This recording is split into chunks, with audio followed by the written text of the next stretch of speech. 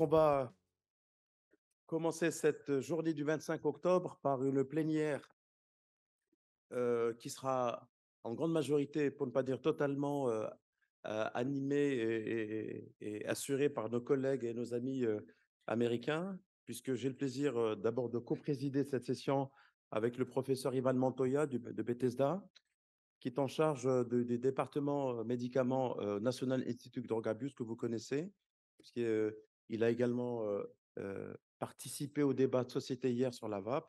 Je le remercie évidemment de me permettre de briller à ses côtés.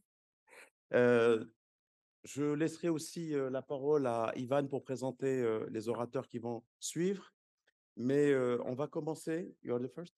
On va d'abord commencer par la première communication qui précisément est celle d'Ivan Montoya, suivra celle de notre ami Pravetoni, Marco Brauni de Seattle, Sandra Comer, et puis nous aurons à la fin notre ami Gavin Barth, qui également est intervenu hier pour ceux qui étaient là sur la question de la vape, qui, comme vous l'avez, pour ceux qui étaient là hier, vu que ça a beaucoup débattu et mobilisé les opinions et puis les confrontations de preuves scientifiques. Voilà, donc cette session plénière qui est la première, évidemment, de la journée, nous l'avons intitulée Addictologie, actualité et traitement des addictions. Et donc, ça, nous avons une première partie. Ensuite, on fera une pause. Et puis, je passerai la main, évidemment, à mes collègues, les professeurs Marc Oriacombe sur le craving et Ikro Maremani sur PIS. Bordeaux versus PIS. On est bien d'accord. Voilà. Thank you, Ivan, for you.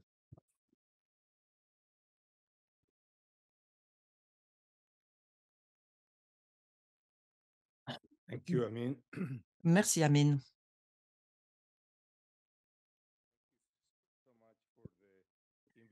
Merci de votre invitation à faire une présentation ici. C'est un endroit que je connais bien maintenant. J'ai participé à ce symposium plusieurs fois et c'est magnifique d'être ici au milieu de tous ces amis. Et je suis vraiment très heureux de cette occasion. Je suis Ivan Montoya. Je suis directeur de la division des produits thérapeutiques à l'Institut national de l'abus de drogue à Bethesda aux États-Unis et je vais vous faire une présentation générale de la situation de l'utilisation des drogues, des overdoses aux États-Unis. Ensuite, je vais vous présenter les différents portefeuilles de recherche que nous avons pour le développement thérapeutique à l'Institut national sur l'abus de drogue, NIDA.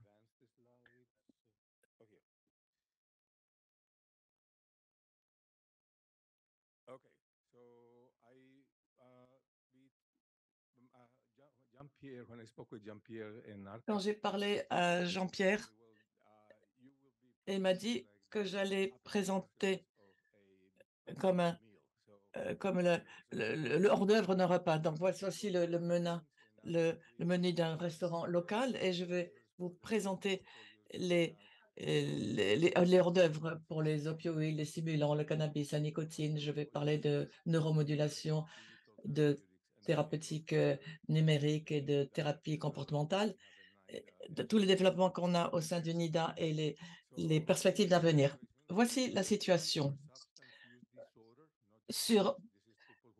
Pour l'année dernière, c'est sur les troubles d'utilisation des drogues chez les adultes de 18 ans et plus. Vous pouvez voir qu'on a 19 millions de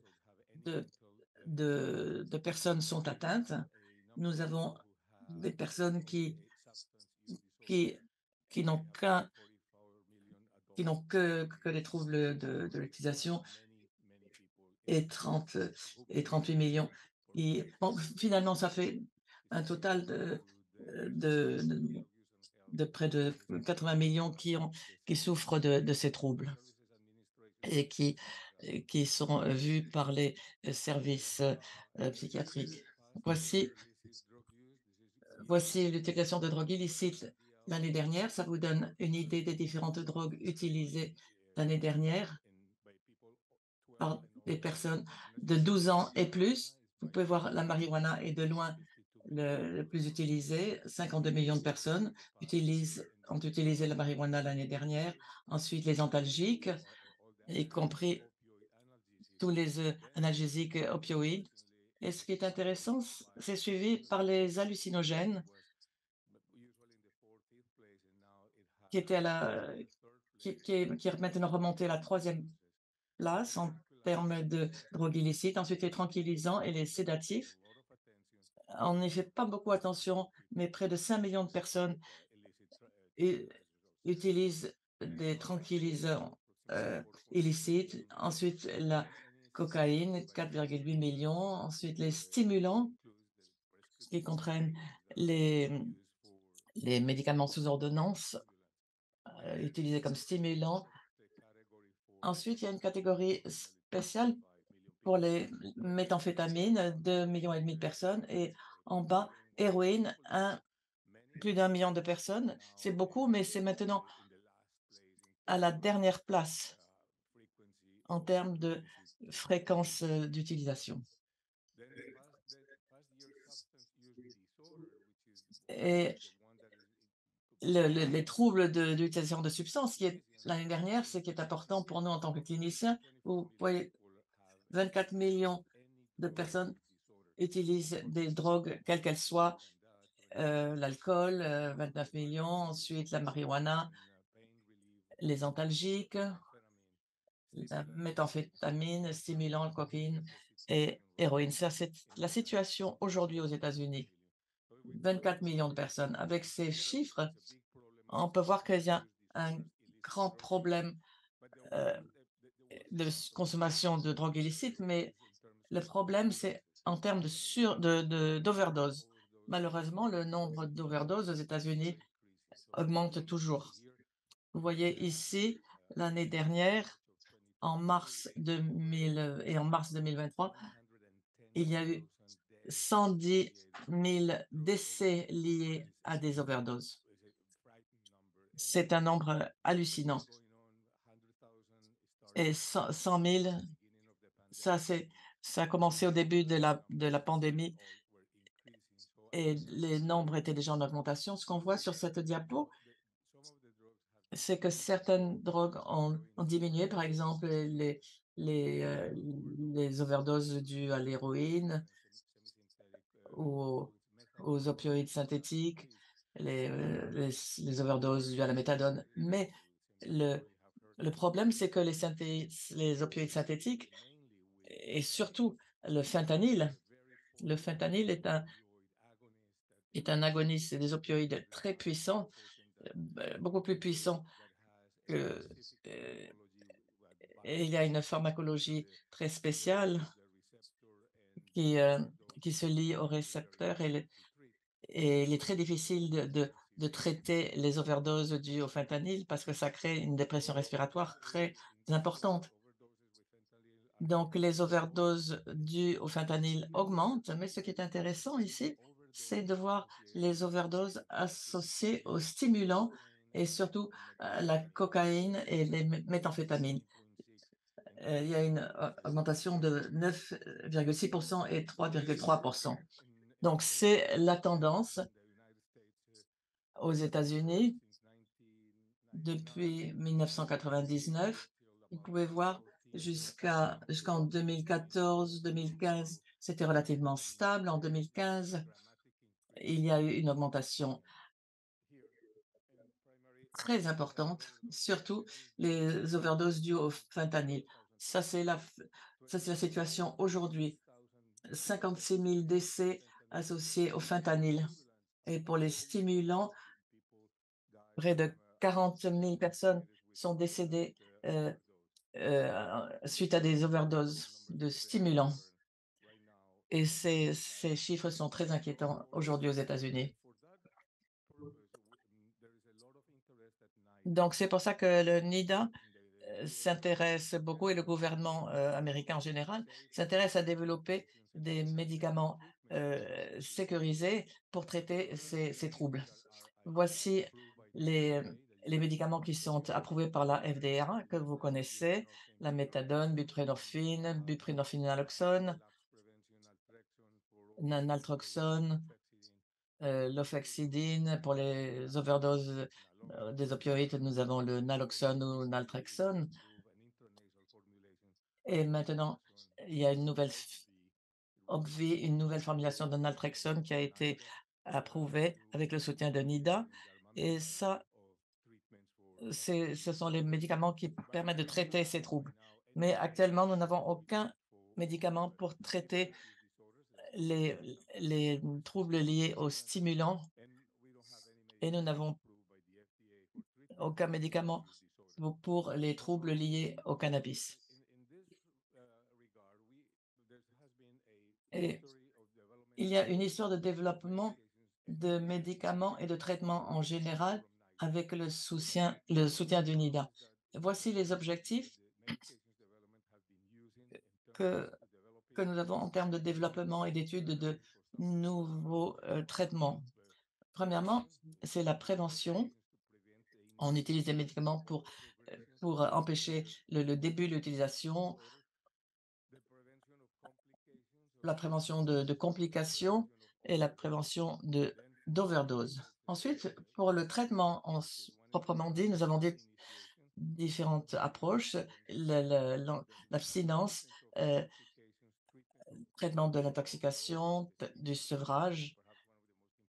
Peut-être le plus important, c'est pour les opiacés. Ensuite, le traitement du craving et des comorbidités, etc. Et pour la réhabilitation, il y a la gestion des complications, la réduction des risques et le rétablissement psychosocial. Donc, le rôle de ces programmes de développement thérapeutique, c'est de réduire la mortalité, mais également la morbidité, améliorer la qualité de vie et, et réduire les crimes. Nous avons, pour le développement de médicaments, nous avons une phase préclinique où nous testons les différents composés avec des animaux. Ensuite, une, donc une phase préclinique précoce et ensuite une autre phase préclinique avec les études toxicologiques et on se prépare à tester chez l'homme. Lorsqu'on a toutes les données précliniques, on obtient l'autorisation de l'FDA d'étudier le médicament chez les humains et ensuite on passe à la phase clinique. Normalement, il y a 3 phases. La première, c'est les études chez l'homme. Phase 2, c'est les essais cliniques en double aveugle, randomisés, pour voir l'efficacité initiale. Et phase 3, on, on confirme l'efficacité et les indications. Voici le portefeuille de médicaments que nous avons actuellement qui sont étudiés par NIDA. Vous voyez que c'est c'est très important. Des millions de dollars sont investis dans ces programmes avec le soutien du Congrès américain qui soutient le NIDA pour développer ces médicaments. Vous pouvez voir ici,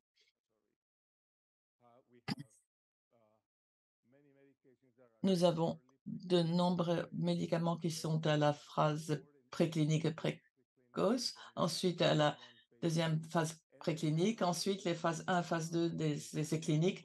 Nous n'en avons aucun en phase 3 des essais cliniques, mais plusieurs médicaments sont au stade de la nouvelle formulation et en vue de leur approbation. L'objectif de ce programme, c'est de s'approcher de l'approbation l'approbation par la FDA.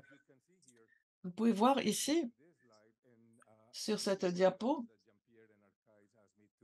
et, et Jean-Pierre et Narcisse m'ont demandé de vous montrer ce qu'on va voir cette conférence. Il y aura des présentations sur ces médicaments. Et ici, sur le podium, sur la scène, nous avons 2 intervenants qui vont parler des médicaments en jaune et l'un dont nous sommes très fiers. Et pour la première fois, on a un vaccin anti-opioïde. Grâce aux travaux de Marco et de Sandy, nous avons maintenant un vaccin oxycodone qui est à la phase 1 des essais cliniques. Donc il est testé pour la première fois, chez les pour le trouble de des opiacés. Nous avons également d'autres, médicaments aux phases précliniques, mais nous n'avons rien en phase 2 ou 3. Et en plus des vaccins, nous avons également des anticorps monoclonaux. Donc le but, c'est de les faire approuver par la FDA. Nous avons également ici ce composé-là. Je sais qu'Indivior est là, se trouve, et j'ai parlé à des personnes d'Indivior et nous soutenons également Indivior. Nous soutenons beaucoup de laboratoires pharmaceutiques.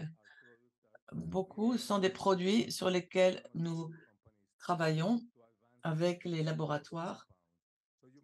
Donc, vous pourriez demander pourquoi?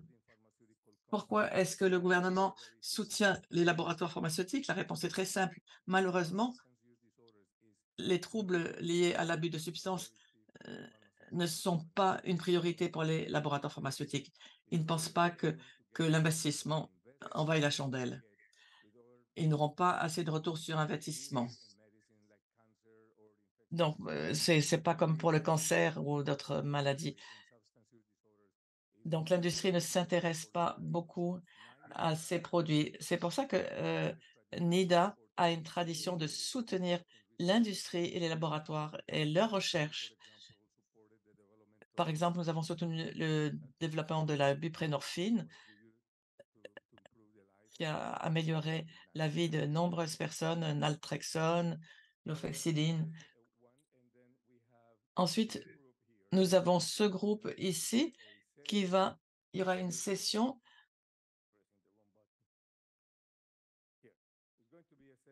il y aura une session sur les nouvelles formulations. Nous avons ici, des composés multiples. Nous avons le naltrexone, mais également avec le buprenorphine, nous avons la buprenorphine, orale, dont nous sommes très fiers. On peut donner des capsules à une personne et il est couvert pour une semaine. On a des injections hebdomadaires, une injection de buprenorphine et je sais qu'il y aura des présentations lors de cette conférence là-dessus, mais s'il y a des formulations orales hebdomadaires parce que les drogués ont peur des injections. Donc la formulation orale est vraiment une contribution importante et formulations à action prolongée également grâce à des implants.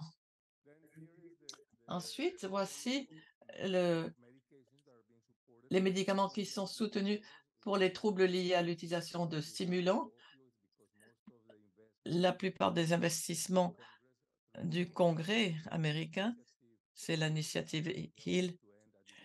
Heu, c'est une, initiative très importante, je qui cette initiative soutient également le développement de médicaments pour traiter les troubles liés à l'utilisation de cocaïne.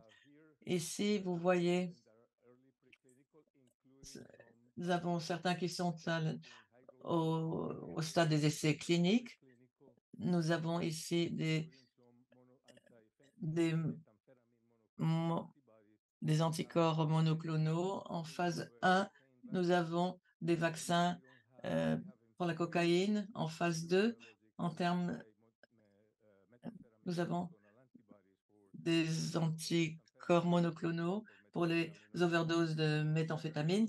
Il y a également des médicaments que nous appelons repurpose, par exemple caliprazine, qui est approuvé pour la schizophrénie, ou la métazapine, approuvé comme antidépresseur, le clavulanique, l'acide clavulanique, c'est un antibiotique, ou la kétamine. Donc nous avons de nombreux produits testés qui sont testés en phase 1. Malheureusement, nous n'avons rien en phase 3. des essais cliniques. Donc notre objectif, c'est de pousser, de faire avancer tous ces produits vers la phase 3 pour avoir un jour, j'espère, avant que je prenne ma retraite. Il y a 30 ans que je travaille pour trouver un médicament pour traiter les, les troubles liés à l'utilisation de cocaïne ou de stimulants et nous n'avons rien trouvé encore. C'est un objectif difficile à atteindre. Voici ce que NIDA soutient actuellement. Ici, voici les médicaments utilisés pour traiter l'abus de cannabis. Beaucoup de personnes utilisent le cannabis aux États-Unis et malheureusement, le portefeuille n'est pas aussi important que pour les stimulants ou les opiacés, mais nous avons des produits intéressants. Certains médicaments sont déjà en phase 2 et l'un en phase 3 d'essais cliniques et l'un va être présenté lors de cette conférence. Donc, c'est intéressant de voir que ça progresse.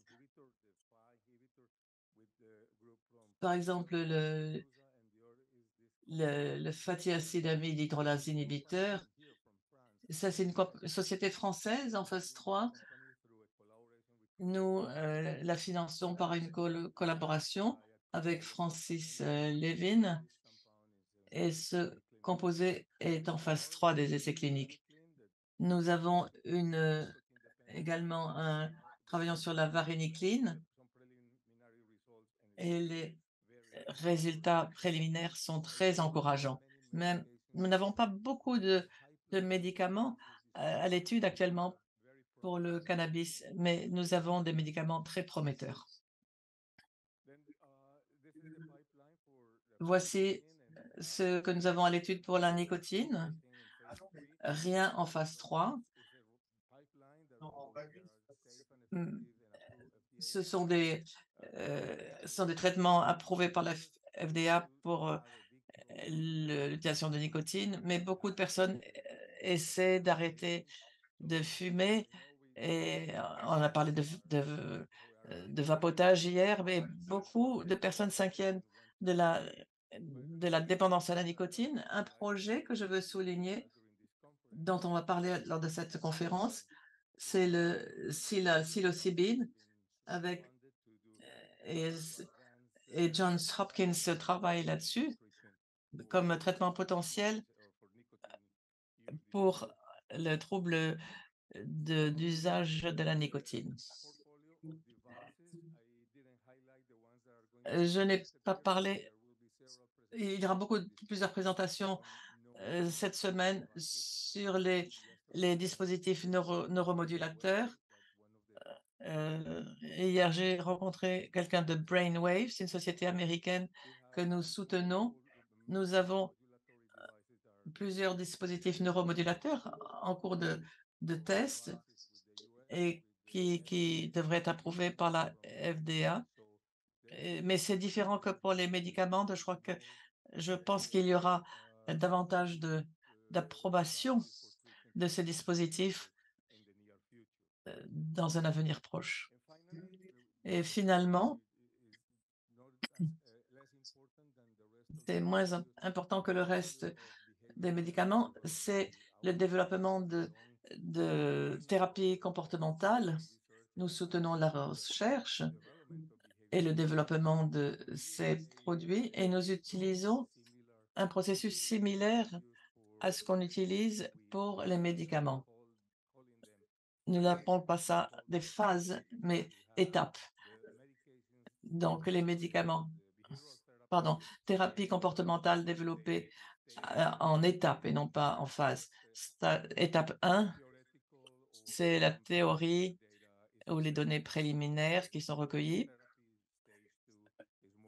L'étape 2, c'est l'efficacité. Et l'étape 3, ce sont les essais cliniques pour démontrer l'efficacité. Et ma division a soutenu, par exemple, des interviews motivationnelles, des thérapies qui sont en cours de développement et qui sont en cours de mise en œuvre par différentes cliniques. Ce n'est pas approuvé par la FDA, mais c'est quelque chose d'équivalent et ça peut être adopté dans des programmes de traitement. Et on a eu pas mal de succès là. Pour terminer, en termes de perspectives d'avenir, nous avons un portefeuille important pour les opioïdes et les overdoses. Nous voulons avoir davantage d'approbation par la FDA. Nous avons, nous voulons développer les candidats pour les stimulants et le cannabis. Nous voulons travailler sur la nicotine. Nous attendons les résultats des études sur la psilocybine, un, un produit très intéressant, et c'est des ultrasons à faible intensité. Je ne sais pas si vous avez vu cela, mais les résultats des études préliminaires avec cette intervention sont très prometteurs. On utilise des ultrasons pour se focaliser sur certaines parties, zones du cerveau pour traiter des troubles d'utilisation des substances. Et c'est passionnant. On continue à soutenir les thérapies comportementales et les, c'est une, c'est une partie importante du succès de ces troubles, du traitement de ces troubles. Je vous remercie de votre attention.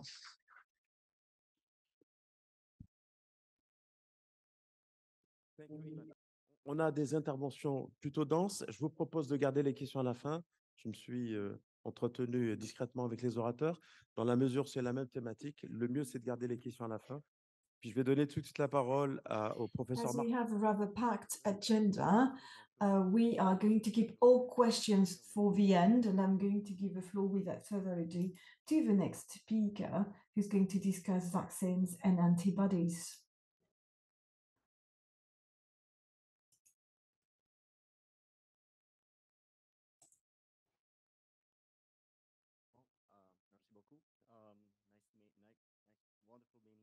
Merci beaucoup de m'avoir invité à cette conférence à Biarritz et merci de m'avoir donné la possibilité de parler de nos efforts dans ce domaine. Merci également aux conférenciers précédents d'avoir en quelque sorte posé le cadre de ma présentation. Je vais vous parler des vaccins dans le traitement du trouble de l'usage d'opioïdes avec un certain nombre de données cliniques préliminaires.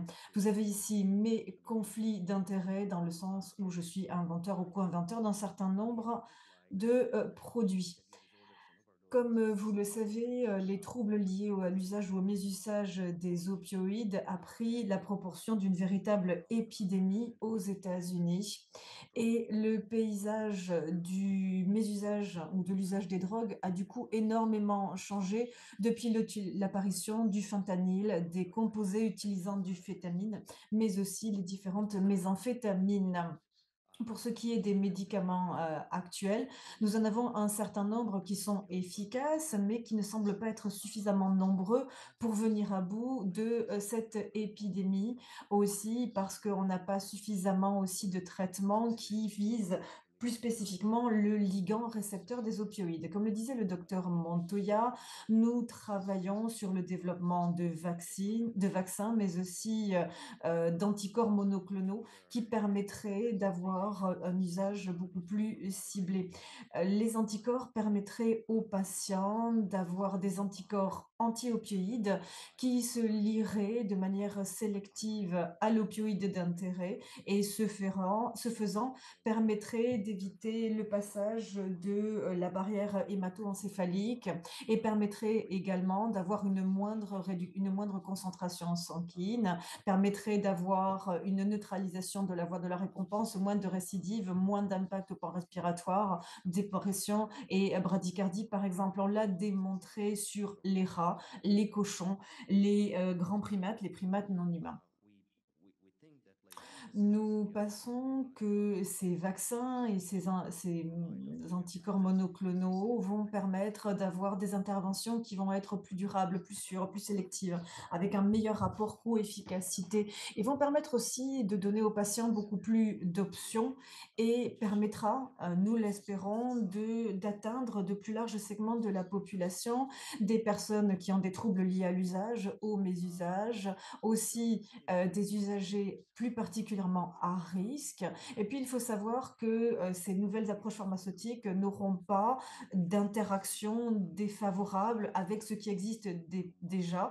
Donc, ce que je suis en train de dire, c'est que le vaccin contre l'héroïne sera compatible avec la méthadone ou un anticorps monoclonal antifentanyl, pardon, sera compatible avec l'analoxone. Vous avez ici un certain nombre d'essais qui ont été menés pour étudier les actions potentielles de ces vaccins, ceci plus particulièrement pour ce qui est du fentanyl et des analogues du fentanyl. Donc ce n'est qu'un aperçu, ce que nous avons dans les tuyaux en quelque sorte en matière de vaccins, les découvertes qui vont être portées au stade des études précliniques, mais comme on sait ensuite il faut suivre toute une série d'étapes qui vont ensuite à terme vers la mise sur le marché. Nous avons eu en 2020 un IND aux États-Unis pour le vaccin contre l'oxycodone, dont ma consoeur parlera tout à l'heure, Sandra Comer. Nous avons aussi un vaccin contre l'héroïne, contre le fentanyl, qui cible un certain nombre aussi des métabolites de l'héroïne et du fentanyl. Nous avons des essais pré-essais au Canada. Par ailleurs, plus tard, nous voulons développer un vaccin contre le carfentanyl et aussi nous avons d'autres formulations de vaccins dites de nouvelle génération, soit utilisant de nouvelles technologies, soit des vaccins multivalents contre des mélanges de substances. Vous avez ici la plateforme que nous utilisons pour développer ces vaccins contre les différents opioïdes et opiacés, puisque c'est une plateforme qui va cibler différentes cibles moléculaires. On peut développer un certain nombre d'ingrédients du vaccin conjointement. Il faut d'abord développer donc quelque chose contre l'hydrocodone et l'oxycodone, ensuite un ligand et puis un dispositif, un véhicule en quelque sorte, qui va cibler la molécule. Et on va se baser pour cela sur des aptènes. On va ensuite ajouter un certain nombre d'adjuvants, des biopolymères ou des nanoparticules. Et ensuite, la stratégie vaccinale va être par l'administration d'un vaccin soit monovalent, soit multivalent, en utilisant soit des cellules APC qui vont se lier aux lymphocytes TCD4 dépendants.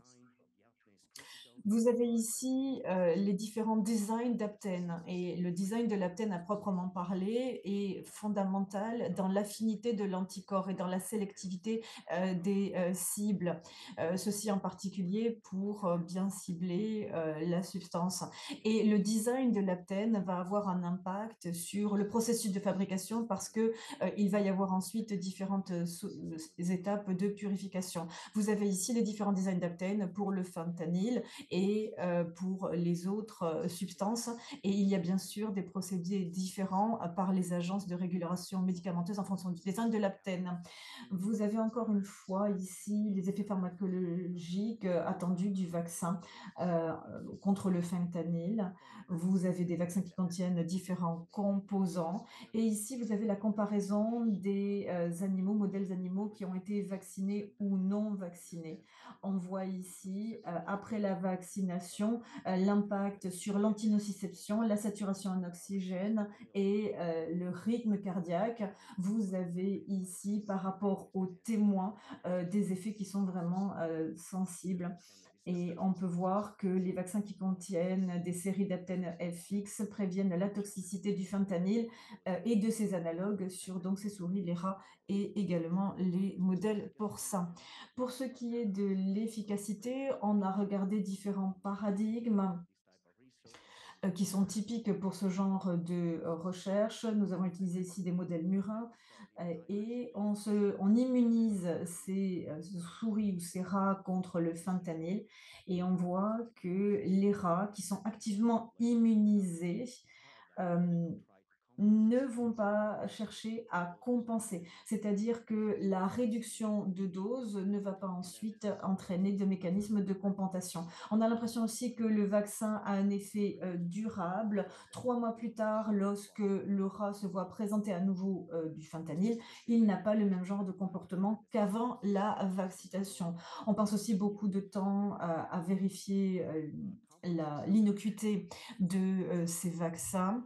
Donc, par exemple, ici, que ce soit le médicament, le vaccin anti-fentanyl ou l'anticorps monoclonal, on voit qu'il n'y a pas non plus de suscitation par ces substances de fonction des effecteurs médiés par les anticorps, ce qui veut dire que d'une certaine manière, que l'innocuité est relativement bonne et on essaie de voir s'il y a une réponse immunitaire. Pour l'instant, on n'a pas vu de différence, on n'a pas d'immunité qui soit suscitée avec ces différentes substances. On ne voit pas non plus de rôle évident de la de la phagocytose médiée par les cellules natural killers ou par les IgG. On doit aussi avoir une bonne sélectivité des cibles, notamment des off-target. Vous avez en haut, ce que l'on a pu démontrer avec le vaccin contre le fentanyl. On voit qu'il n'y a pas d'interférence avec les agents anesthésiants ni avec les opioïdes off-target. Donc il n'y a pas d'effet avec l'héroïne, l'oxycodone, ni la méthadone et encore moins la buprenorphine. Donc on pense effectivement que ces vaccins pourront être combinés avec d'autres pharmacothérapies. Pour ce qui est de la formulation, ça a été déjà mentionné par le docteur Bethesda. On peut avoir des vaccins très élaborés, mais dans la réalité, il faut voir quelque chose qui puisse à terme être validé par la FDA. Nous avons ici une publication récente qui montre l'efficacité d'un vaccin expérimental avec la liaison possible sur les récepteurs Toll-like de type TLR7-8.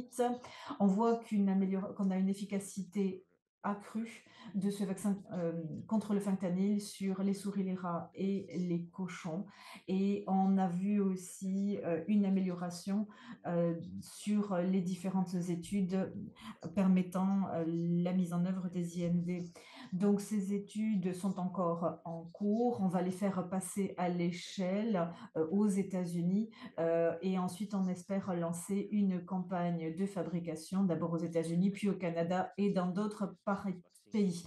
Concernant les stratégies de vaccination multivalentes, on peut cibler différentes drogues distinctes ou liées entre elles. Vous avez encore ici une publication récente sur une vaccination qui serait donc multivalente, qui protégerait les rats contre le fentanyl, le carfentanyl et des mélanges des deux et permettrait d'obtenir une réduction de l'usage de ces différentes drogues par ces modèles. On est en train d'essayer de passer d'une stratégie bivalente, trivalente, quadrivalente, voire hexavalente, c'est-à-dire permettant de protéger contre le méthanyl, le biofentanyl et différents mélanges. En soutien à nos projets de recherche, nous faisons aussi des recherches sur les biomarqueurs et on se concentre sur les aspects immunologiques avant et après la vaccination. On essaie d'identifier les voies d'activation pour faire en sorte que les vaccins soient au final plus efficaces. Et donc, on essaie de voir quels vont être, par le biais de ces tests, quels sont les usagers de drogue qui vont le mieux répondre au vaccin. Le plus gros du travail a été fait pour l'instant sur modèle murin, c'est-à-dire sur des souris, et on voudrait faire ce genre maintenant de travaux sur des humains. Et la conférencière suivante, pardon, en parlera tout à l'heure. On a aussi développé un certain nombre d'anticorps monoclonaux pour éviter ou empêcher la toxicité des overdoses.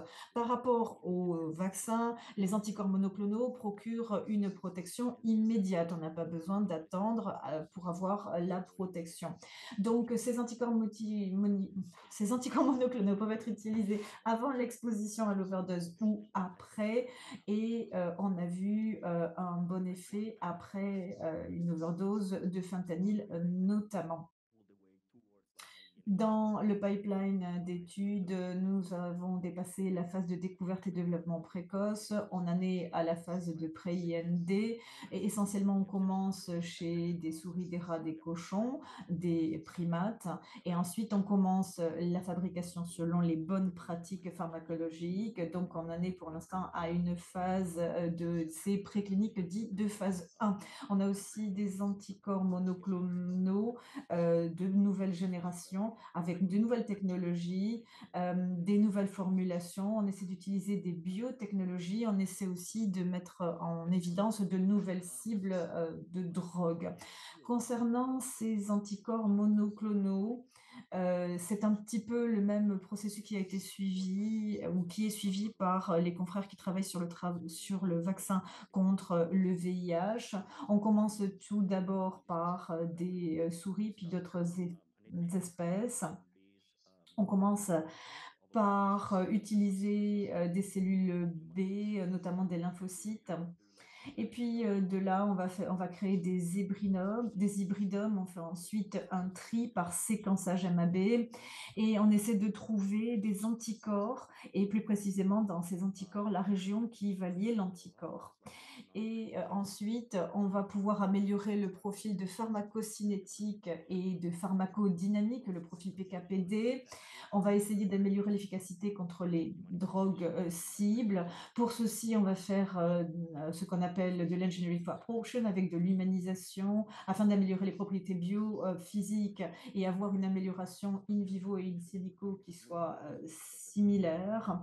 Et puis, on va aussi faire une mutagénèse dans les différentes poches de liaison pour avoir aussi une meilleure demi-vie de ces anticorps. Vous avez ici des études sur d'autres animaux pour l'effet pharmacologique chez les rats de ces anticorps monoclonaux antifentanyl pour donc encore une fois fentanyl naloxone, on voit qu'après une perfusion, on voit une diminution de 50% de la saturation d'oxygène, ce qui est remarquable chez un rat.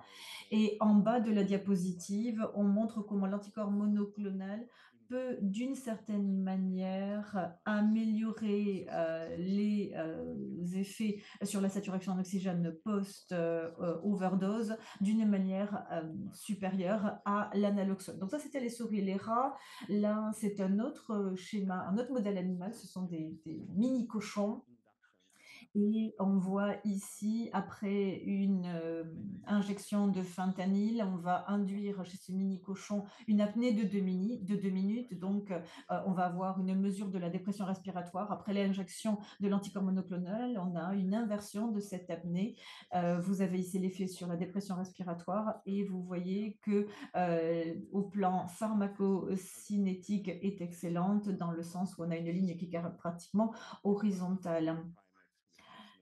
Sur, les primates non humains, on a des effets sur la dépression respiratoire. On voit que, le naloxone, donc on le sait, permet, d'inverser l'effet, de dépression respiratoire post-overdose et on a la comparaison à droite, une superposition de l'effet de la naloxone et de l'anticorps monoclonal. On a des courbes qui se superposent pratiquement. Évidemment, tout ceci est dépendant de la dose et aussi de la rapidité d'injection qui sont bien sûr des facteurs prédictifs de l'efficacité contre l'overdose. Nous avons ici différents designs, différentes manières de concevoir ces différents anticorps qui vont ainsi améliorer l'efficacité, la sélectivité, la stabilité des anticorps. On va mieux trouver les cibles, on va faire de l'humanisation, on va faire en sorte que ces anticorps soient plus sélectifs et on va aussi avoir de nouvelles modalités avec des constructions anticorps qui vont pouvoir être injectées de manière intradermique ou intramusculaire. Sur ce, je vous remercie de votre attention. Je remercie également les membres de mon équipe. J'ai travaillé pendant 20 ans au Minnesota et grâce au NIDA qui a soutenu nos travaux, ils sont très généreux dans leur soutien, donc je les remercie également. Nous avons donc toute une équipe et nous avons de très nombreux collaborateurs un petit peu dans le pays qui nous soutiennent aussi bien à l'étape préclinique que de préapprobation par la FDA. Merci beaucoup. Merci beaucoup, Marco. Sandra, je vous donne la parole bientôt. Sandra Comer à New York, qui va dans la même lignée, donc nous parler probablement même sur la vaccination et puis sur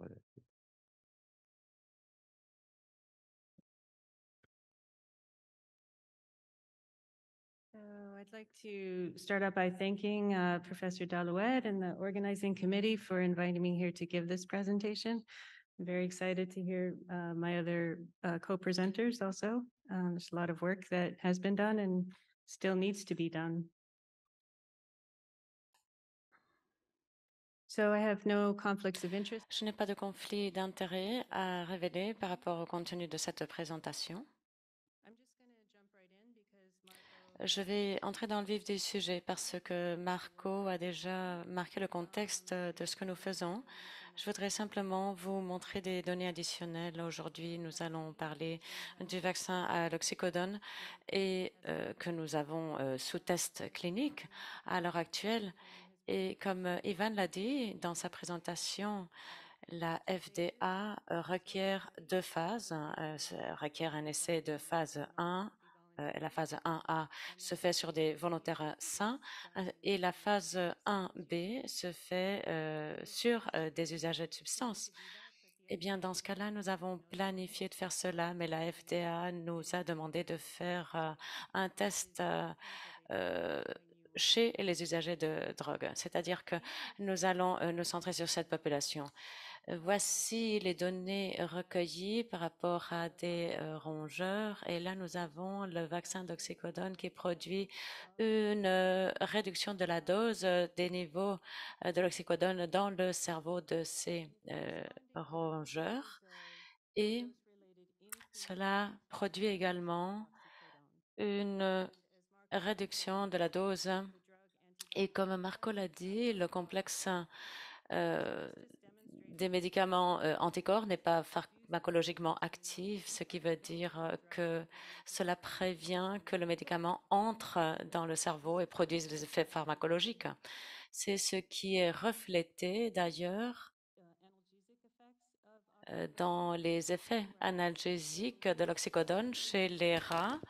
Avec les doses qui augmentent du vaccin d'oxycodone, nous voyons une réduction de la réponse analgésique, ce qui est très encourageant. Et ces données, en fait, nous permettent de soutenir la recherche pour les études cliniques, pour les essais cliniques. Et ces données ont également été utilisées dans le but de notre recherche. C'est des données recueillies sur des rongeurs également.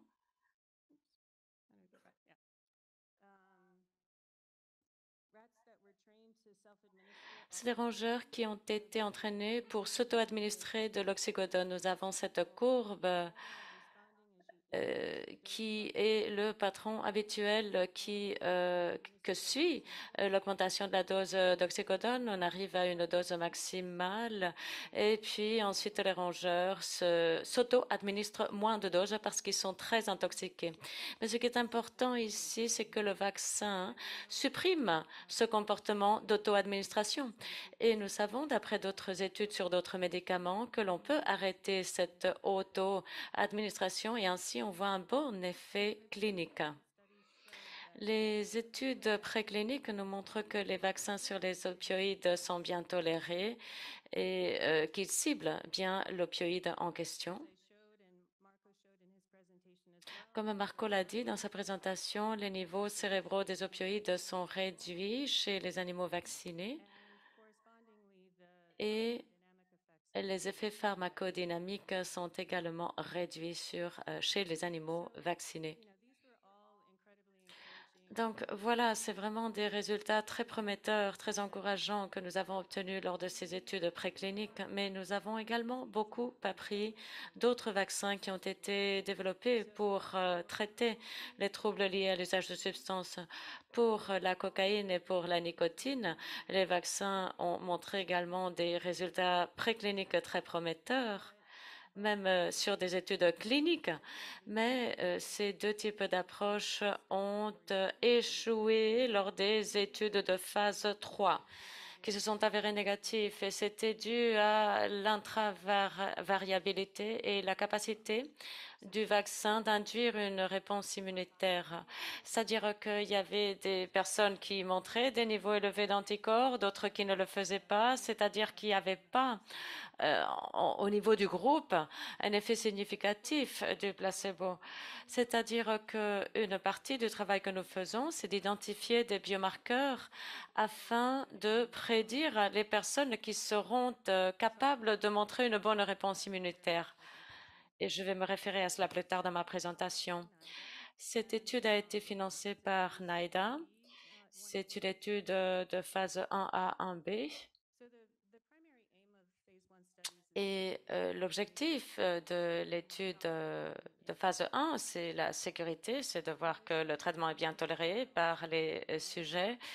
Et puis, on analyse également les réponses immunitaires et nous recueillons également des données préliminaires sur l'efficacité. Je vous montrerai ces données-là également. Quand nous avons commencé notre étude, nous avons proposé un échantillon assez vaste, mais la FDA nous a demandé de faire une étude pilote d'abord. Et c'est ce que je vais vous montrer.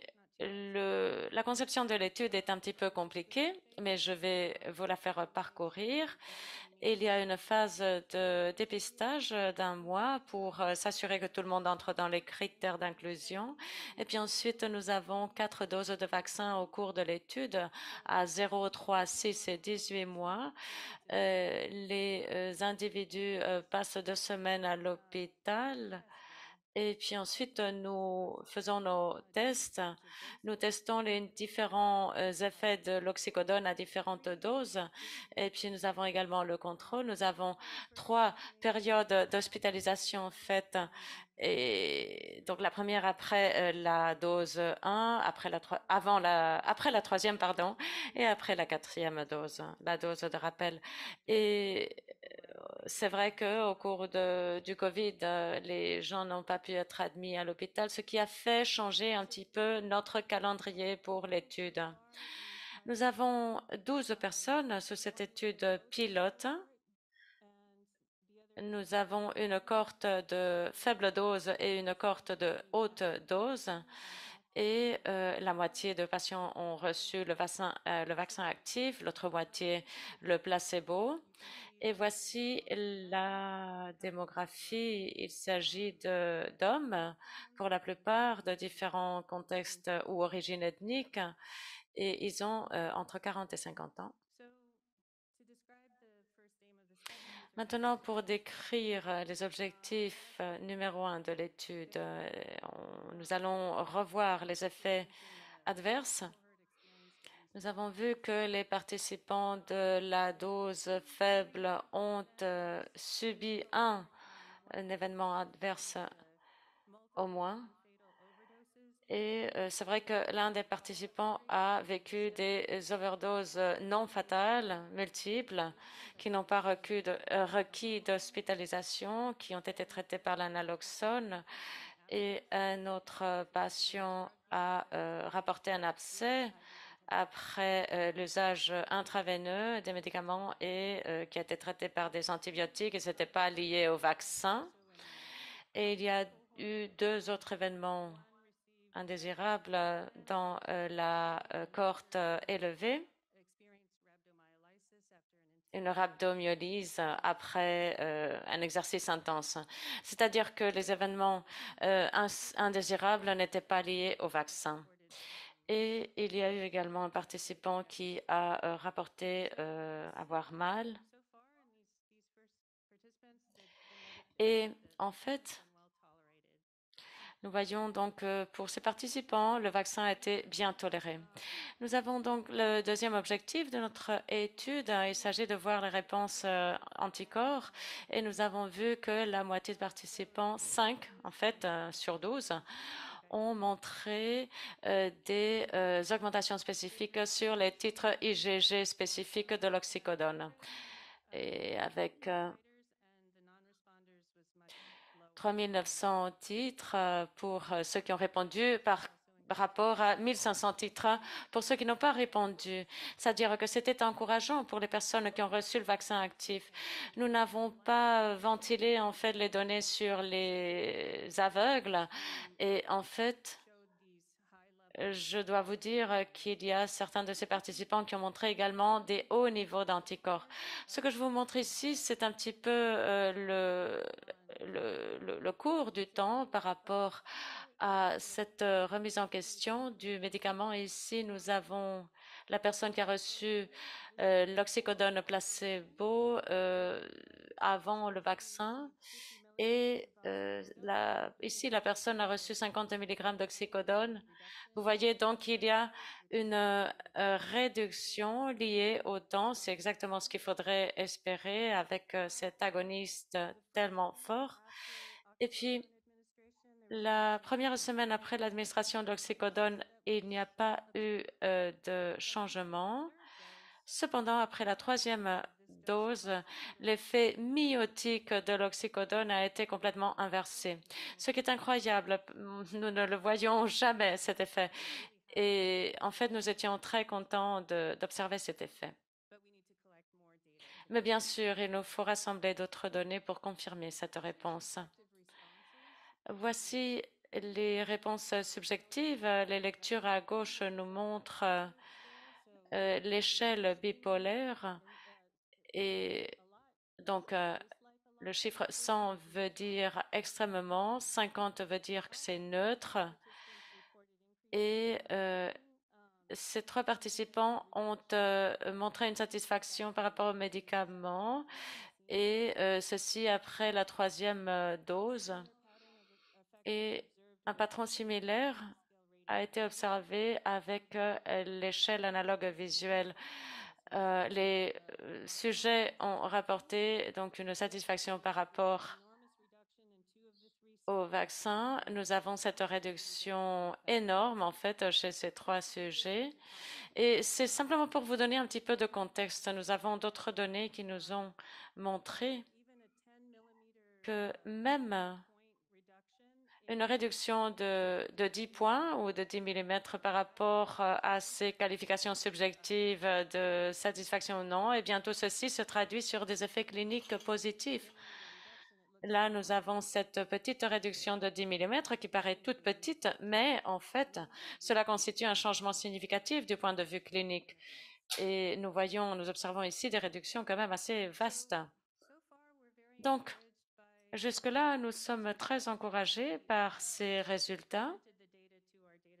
Nous avons présenté les résultats à notre cohorte de sécurité. On nous a donné la permission de faire une étude plus vaste. Nous avons également présenté ces données à NIDA, à l'équipe qui se trouve au NIDA, et ils ont également approuvé donc la continuation de l'étude. Et maintenant, nous allons changer un petit peu de contexte et je vais vous parler des biomarqueurs. Parce que, comme je l'ai dit, il est très important d'identifier ces biomarqueurs quand on pense à l'avenir, quand on pense à notre étude de phase 3. Alors, nous nous intéressons à des biomarqueurs éventuels que l'on tente d'identifier avant le vaccin et qui seront capables de prédire une bonne réponse immunitaire après le vaccin. Voilà ce que l'on recherche. Si l'on est capable d'identifier un biomarqueur qui soit corrélé avec l'efficacité post-vaccin, eh bien, ce serait très bien. Et nous aimerions recruter un sous-groupe de ces patients qui, nous l'espérons, auront une bonne réponse immunitaire.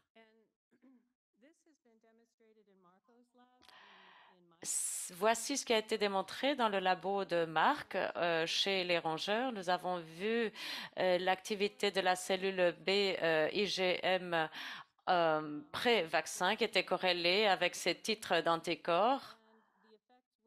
Et donc, il y a cette forte corrélation et cet effet correspond également à des niveaux abaissés d'oxycodone dans le cerveau. C'est ce que l'on recherche donc pour les personnes. Et voici donc les données que nous avons recueillies de l'étude pilote préalable que je vous ai montrée. Ce que nous avions vu, c'est que les cellules B spécifiques à l'oxycodone étaient corrélées avec des titres IgG spécifiques à l'oxycodone et les cellules plasmatiques spécifiques étaient également corrélées. Et cela veut dire qu'en ce moment, nous sommes en train de tester si ces cellules B pré-vaccins sont également corrélées de la même façon.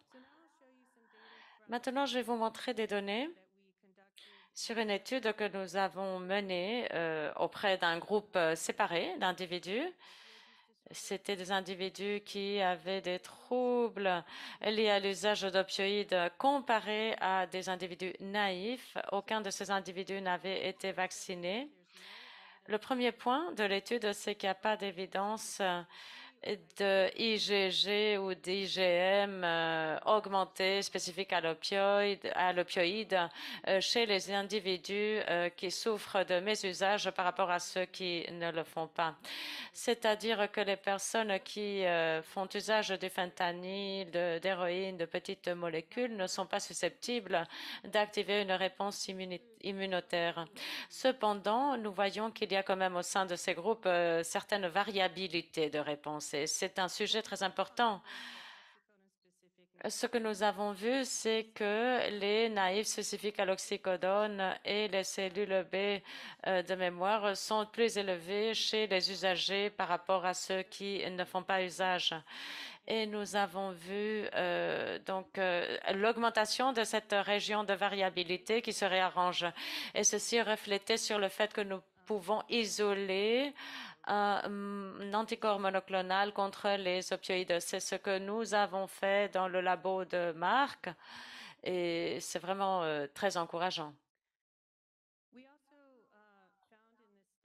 Nous avons également montré sur une étude que les naïfs spécifiques à l'oxycodone et puis les cellules B switchées et non switchées sont titrées de la façon que vous voyez ici. Nous avons vu également les niveaux de cytokines qui sont supprimés chez les usagers d'opioïdes. C'est également des données qui ont été rapportées par d'autres chercheurs. Ce n'était pas quelque chose de surprenant. Mais ce que nous avons trouvé, c'est que la fréquence des cellules B spécifiques à l'oxycodone sont corrélées à l'expression des cytokines. Nous avons également trouvé que l'usage d'héroïne est corrélé au niveau de cytokines, ce qui veut dire qu'il y a une corrélation positive entre l'usage d'héroïne et les niveaux de cytokines. C'est ce que nous voyons ici sur les carreaux bleus. Il y a une corrélation chez les usagers d'héroïne et les niveaux de cytokines qui sont donc plus élevés. Et il y a une corrélation négative entre les années d'usage d'héroïne et les niveaux de cytokines. Et ceci nous a confondu un petit peu au début, c'est-à-dire la raison de ce phénomène. Mais en fait, c'est normal parce que quand on vieillit, au fil des années, le système immunitaire devient moins fonctionnel.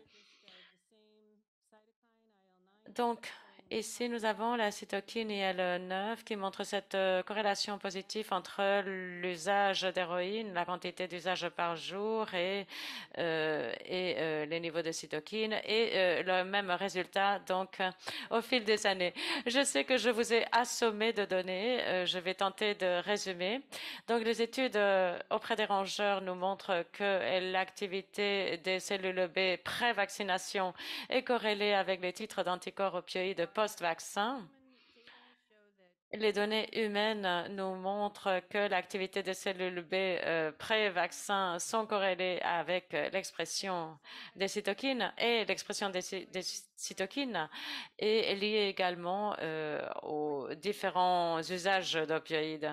C'est-à-dire que nous pensons que toute cette activité de cellules B et l'expression des cytokines pourrait être corrélée au titre d'anticorps des opioïdes post-vaccin. Ce qui veut dire que, voilà, pourquoi est tout cela important? Eh bien, il y a des implications cliniques, c'est-à-dire que ceux qui ont une activité de cellules B élevée pré-vaccin ou une expression de cytokines liée donc à ces patrons d'usage d'opioïdes, eh bien, s'ils produisent des cytokines, on peut lancer l'hypothèse que cela va nous donner de bonnes réponses cliniques. Et cela veut dire que nous pouvons voir qui est cette population et ceci nous pourrait mener à un essai clinique. Mais bien sûr, il va beaucoup falloir travailler pour y parvenir. Je voudrais remercier tout le monde dans mon labo et je voudrais également remercier Marc pour sa collaboration. Thank you, Sandra. On va terminer avec, vous avez bien compris, hein, on tourne autour de quelque chose qui est extrêmement important, c'est toute la crise des opiacés qu'on essaye de solutionner par des nouvelles, des innovations thérapeutiques. J'espère qu'on aura le temps, mais on le prendra, hein, pour un peu challenger, poser les questions à nos collègues. On va finir avec Gavin Barth qui très clairement pose la question, comment le fentanyl remet en question le paradigme des traitements USA. Thank you, Gavin. Thank you and good morning, and thank you, Jean-Pierre, for fitting me into the schedule at this conference. If Yvonne was the appetizer and Marco and Sandy were the entree, then that may make me dessert, although I prefer to be the digestif. I am hoping to contextualize a little bit of what they have said with the situation with fentanyl in the United States, perhaps as a cautionary tale for Europe. Well, I hope this does not happen in Europe. I know it has been happening for a long time in Estonia, but I do worry about the spread globally. I do have funding from NIDA and NIDDK. Tengo financiación de NIDA, de IDDK y no tengo más conflictos de intereses. Bien, vamos a hablar del fentanol en Estados Unidos y de los retos a los que nos enfrentamos. Some of our evolving approaches and why it is so important to have new treatment approaches. As Yvonne mentioned, fentanyl is now accounting for the majority of overdose deaths in the United States, about 75,000 last year. Heroin overdoses are, if anything, decreasing and being completely overshadowed by illicit fentanyl. So why fentanyl? I think in this era of global warming and climate change, we may all understand that being a farmer is very challenging, especially if you're a farmer in a war zone, growing an illegal crop, prone to aerial surveillance, and having to transit a bulky and smelly substance for refinement and then transit around the world. From a business standpoint, illicitly manufactured fentanyl, it makes great sense. You are not reliant on climate. You can hide indoors or underground and avoid aerial surveillance. You have a highly potent substance that takes up very little space and is easy to smuggle. And most of the precursor chemicals are legal. The manufacturing is easy. It's just good business sense.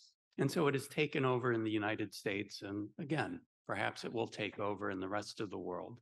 It is telling that in Afghanistan, they've been switching from opium production to methamphetamine production, again, relying on chemistry rather than agriculture. The main dangers of these illicitly manufactured fentanyl, certainly overdose with 75,000 last year, due primarily to an inconsistent drug supply. People who are buying fentanyl don't know if it's 5% fentanyl and 95% another substance, or if it's 95% fentanyl and 5% another substance, so it's hard to gauge tolerance. There are multiple analogs that are on the market that are being manufactured with varying levels of potency. So what a person buys from one day to the next may change in terms of potency. And there are additional adulterants, xylazine, illicitly manufactured novel benzodiazepine substances, and other types of opioids. The overdose is also more severe in terms of the potential for laryngeal spasm, as well as this wooden chest syndrome that makes it very hard to expand the lungs. Fentanyl is so fast acting and short acting that it is highly reinforcing and is leading to more frequent use Et, than traditional opioid like heroin. Further, we're beginning to see et on commence à voir 5 to 20% de 5 à 10% des fournisseurs ont, ont contaminé le fentanyl. Donc, des gens qui n'ont pas l'intention d'utiliser des opiacés, cependant, ils y sont exposés et risquent de faire des overdoses. La bonne nouvelle, c'est qu'on voit qu'il y a un passage de l'injection à on injecte moins et on fume davantage. Donc ça, c'est le bon côté des choses. Donc, qui utilise le fentanyl et pourquoi? Ça, c'est difficile de trouver quelque chose qui n'est pas du fentanyl. Mais quand les deux étaient disponibles, les personnes qui choisissaient le fentanyl ou des combinaisons de fentanyl et d'héroïne tendaient à être plus jeunes, blancs, ils avaient des maladies mentales comorbides et c'était des preneurs de risques et ils étaient injecteurs.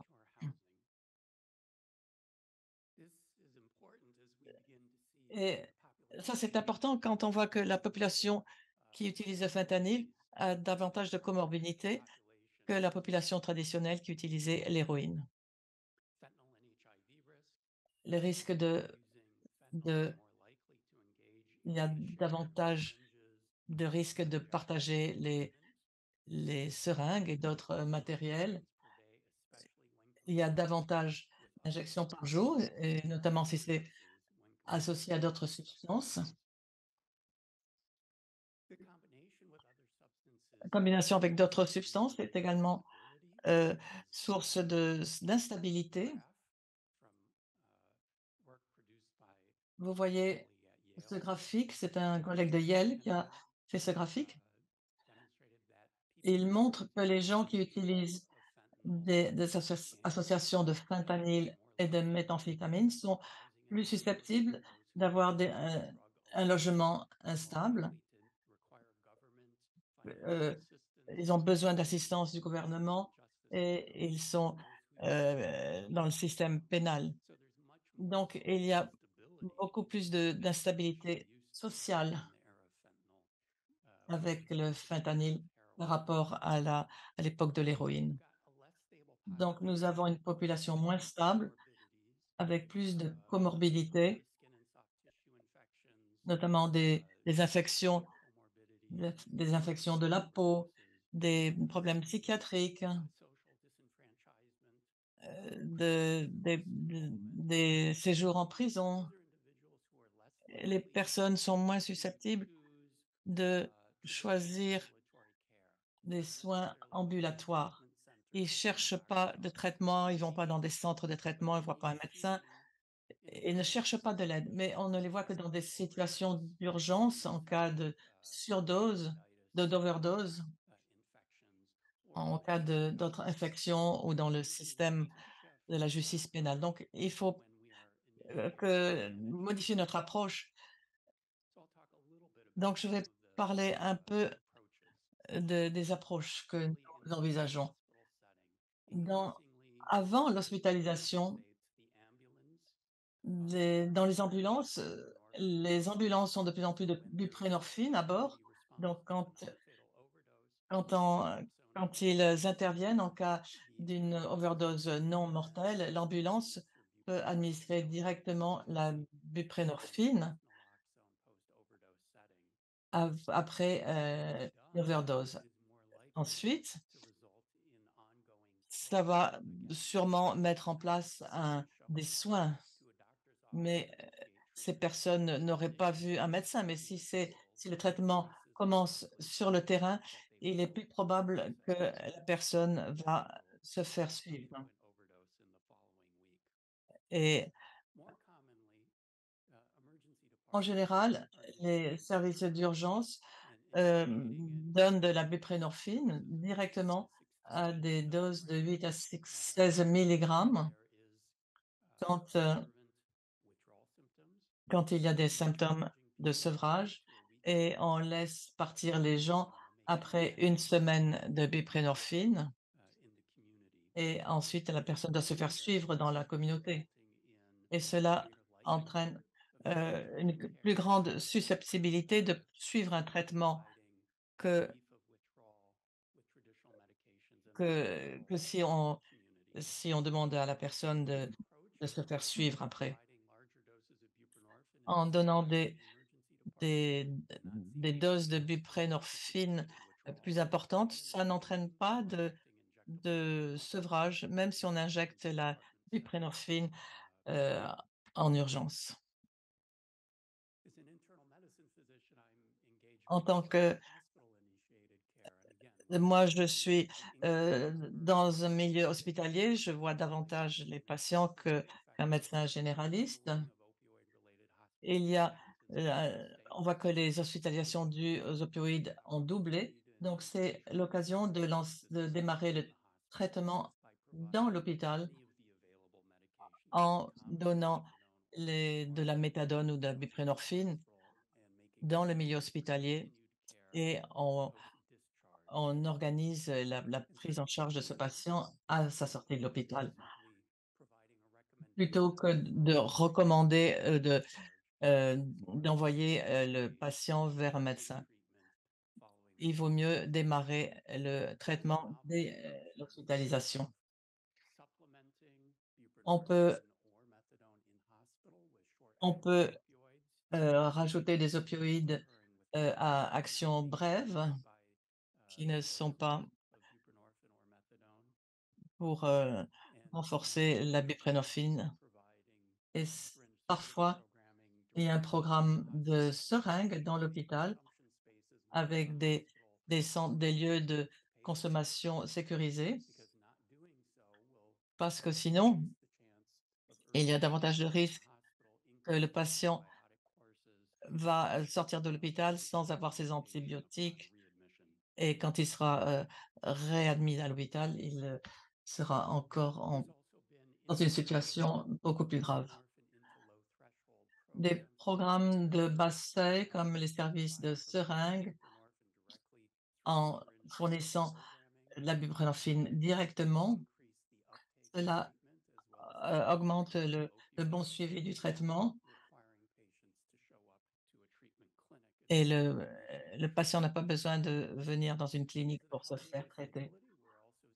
Du fait, que beaucoup de ces patients sont des sans-abri, heu, ils sont ils reçoivent la buprenorphine quand ils vivent sur la rue et ils n'ont pas besoin de se faire traiter dans un centre et cela permet de voir, heu, un meilleur suivi des programmes chez des populations difficiles à traiter. On leur porte le traitement, ils n'ont pas besoin d'aller le chercher. Voici Ce sont des approches qu'on a besoin d'explorer davantage, mais les problèmes, auxquels on est confronté, c'est que pour la puissance du fentanyl, les gens, heu, c'est très difficile de s'arrêter, pendant longtemps. Si les personnes sont en sevrage, on peut donner des doses importantes de de buprenorphine, mais si elles ne sont pas en sevrage, souvent il faut attendre. Et pour le patient, ça peut être très difficile et il ne peut pas s'arrêter assez longtemps pour avoir les symptômes de sevrage et essayer les doses traditionnelles. Donc, on voit des modifications, on on on passe à des doses de 3 à 8 jours. Les patients n'ont pas besoin d'arrêter le fentanyl et peuvent commencer le buprenorphine à un demi-milligramme quotidiennement et ensuite ça augmente jusqu'à ce qu'ils puissent arrêter complètement le fentanyl. Ce qu'on voit également, c'est qu'il y a une crainte de, euh, de sevrage précipité.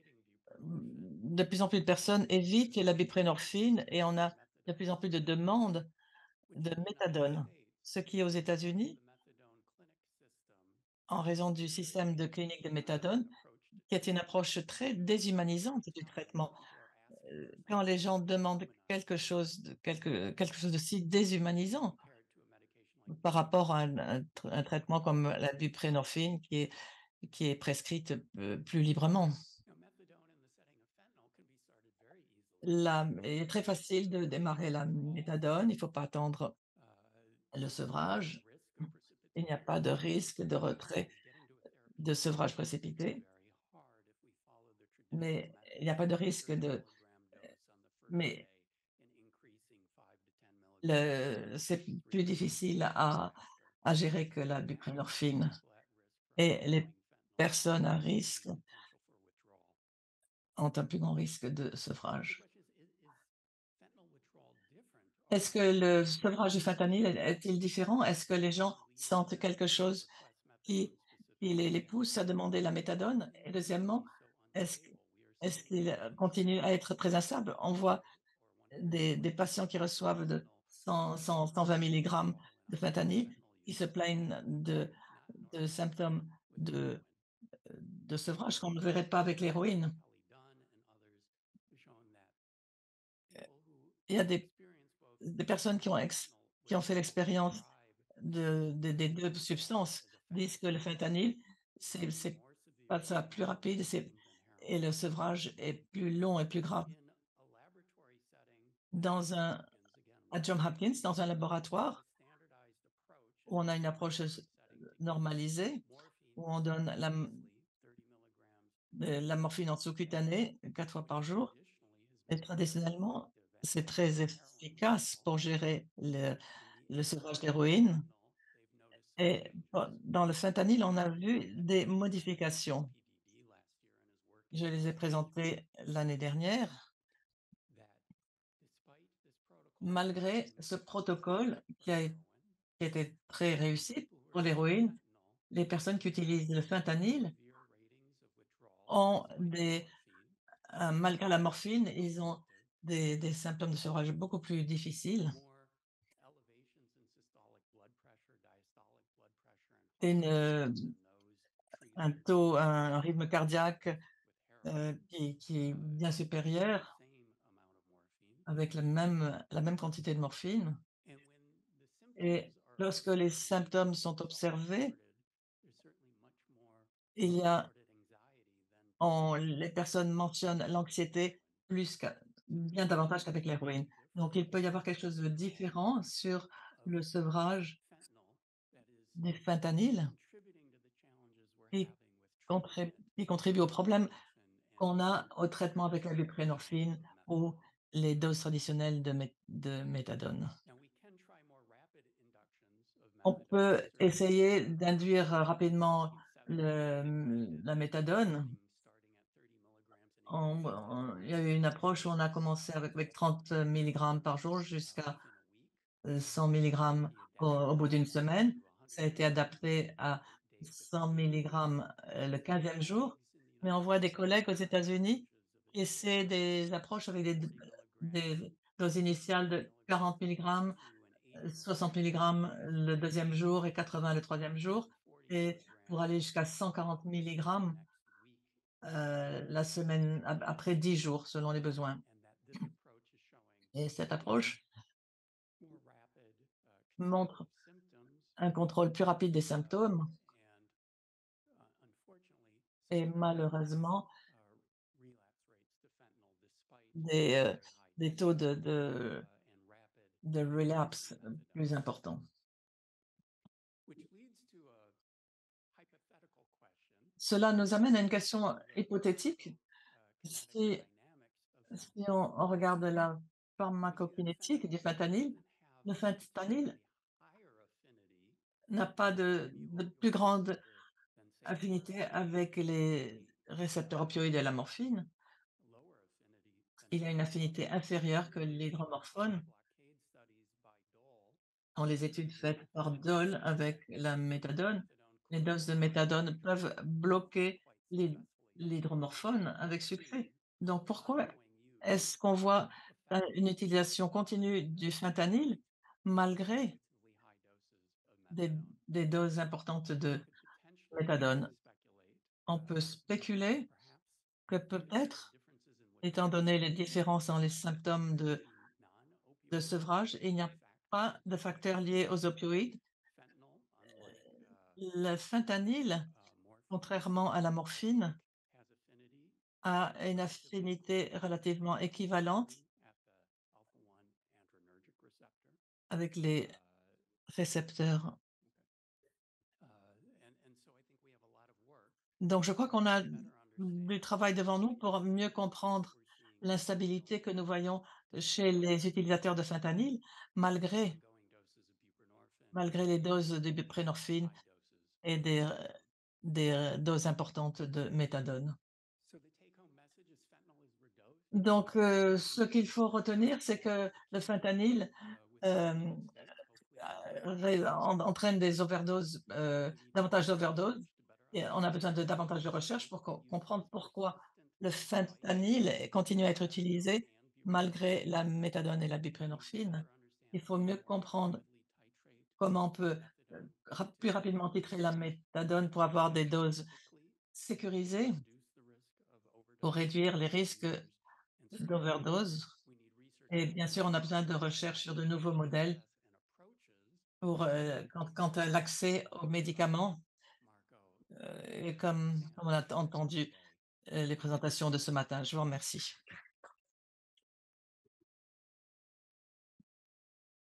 Bon, il nous a semblé utile de laisser nos collègues qui ont traversé We thought it was montrer un peu leurs travaux, les perspectives. On va un peu grappiller, si évidemment on m'autorise 5 minutes pour prendre quelques questions. J'imagine qu'elles sont nombreuses. Et si évidemment vous êtes frustré, ce qui est 10, bon, bah, 10 minutes. Donc, si jamais pendant les 10 minutes, vous n'êtes pas suffisamment assouvi, vous pouvez évidemment, ils sont encore là, pendant la pause café, leur poser des questions. Voilà. Ils sont à vous. Qui souhaite prendre la parole? Alors, je vous laisse viser les mains levées avec les micros et puis présentez-vous des questions courtes. Les réponses le seront aussi. Um, yes, hello, Luis Montaner from the Wistar Institute. Very nice presentations on the vaccine. Présentation très intéressante sur les vaccins. Est-ce que le problème d'utilisation des drogues quand vous montez la 3e dose, qu'est-ce qui se passe? Quelle est la longévité de la mémoire et quel est le Quelle est la rapport longévité et quelle est la pour relation par rapport aux médicaments de avoir booster les plus cellules? d'anticorps?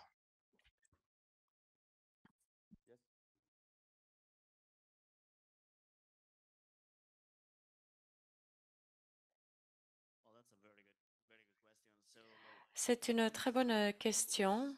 Nous ne voyons pas vraiment de boost, d'effet de boost du médicament. Nous avons donc des différences par rapport chez les personnes B. Eh bien, nous n'avons pas vu cela. Donc, pardon. Et il y a un déclin.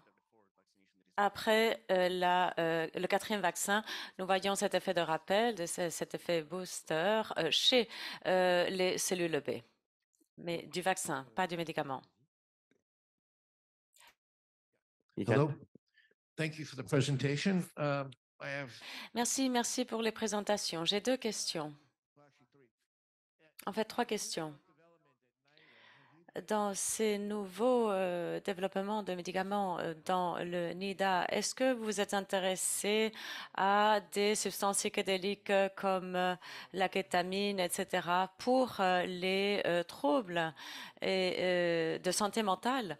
Parce que je sais qu'il y a eu certaines expériences sur l'utilisation de ce type de médicaments pour aider des patients de santé mentale.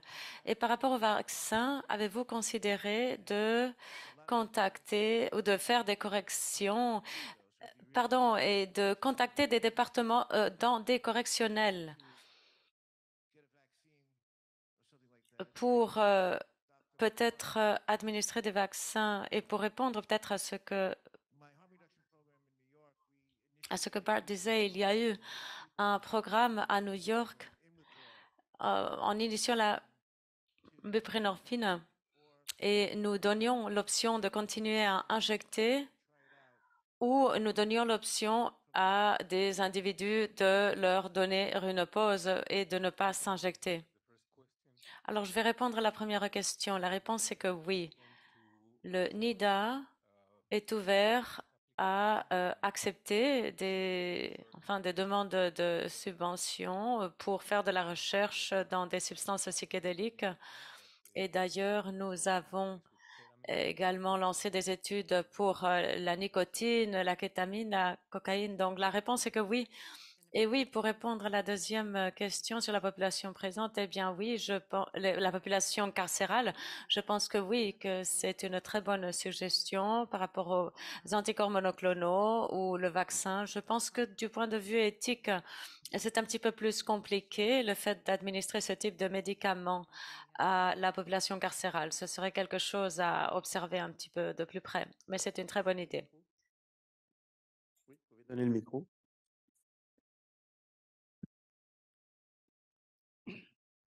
Thank you. So I'm Merci.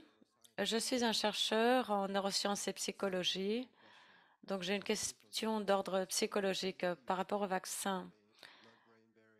Vous êtes en train d'entraîner la barrière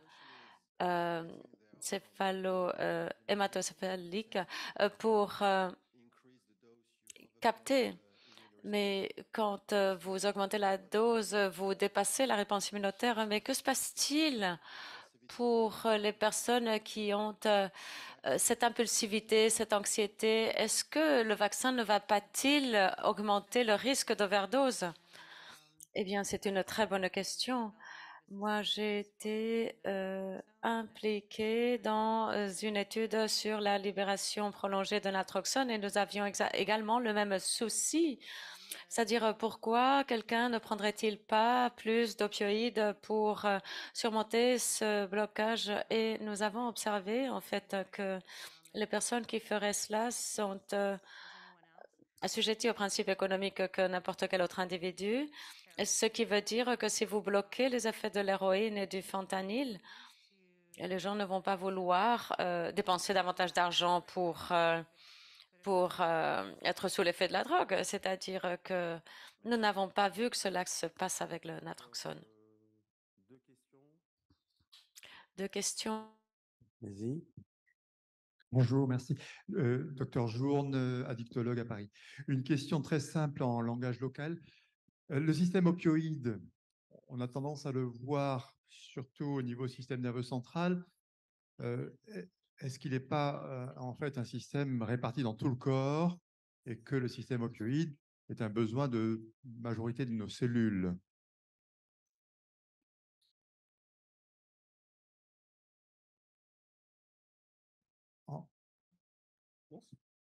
Marco? Je ne sais pas si je vais répondre correctement à la question, mais dans le cas des vaccins, les vaccins sont sélectionnés parce qu'ils ne se lient à aucun opioïde endiogène. C'est-à-dire qu'un vaccin pour l'oxycodone va affecter d'autres opioïdes, mais pas les endogènes. Ceux-ci seront préservés. J'espère, je ne sais pas si j'ai répondu à votre question. Merci. Une question pour Gavin Bart. Yes? It's okay? Est-ce que tu as le sentiment que la crise des opiacés aux États-Unis est en train de se poursuivre, de se calmer, de décroître? Quelle est la tendance actuelle?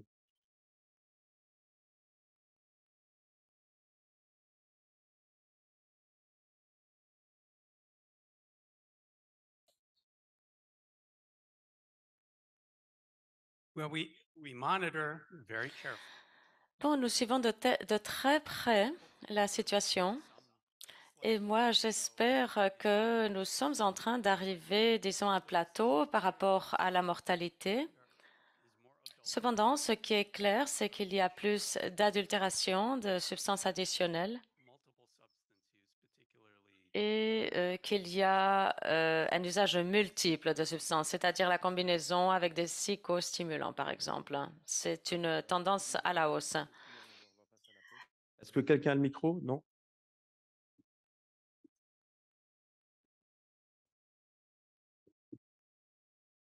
Thank you, Honora Englander from Portland, Oregon. Merci.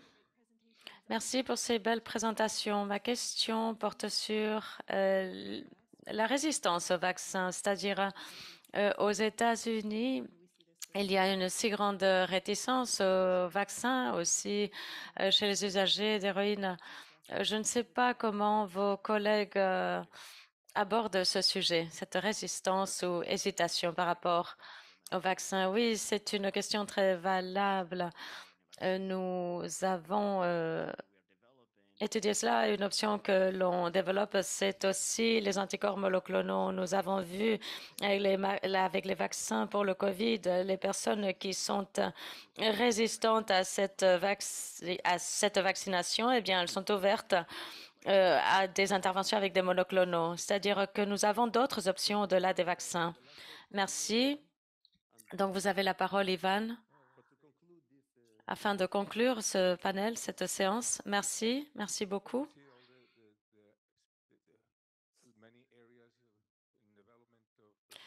Vous voyez tous ces domaines de développement de vaccins par rapport à des substances.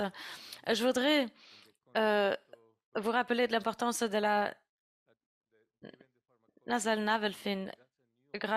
C'est une option, une nouvelle option qui a été approuvée par la FDA et que l'on a commencé à commercialiser il y a quelques semaines. Et je voudrais dire que c'est une nouvelle option pour traiter l'overdose de fentanyl. Merci. Qui nous ont ramené des choses de grande qualité et qui ont répondu à notre questionnement. Thank you very much. Comme vous l'avez vu, on a pris du temps sur la pause, mais la bonne nouvelle, c'est qu'on a pu entendre des gens de qualité. La mauvaise, c'est que vous allez revenir à l'heure, à 11 heures pile poil. Donc, pour les copains qu'on n'a pas vus depuis 2 ans, on a le déjeuner. À tout à l'heure et à 11 heures.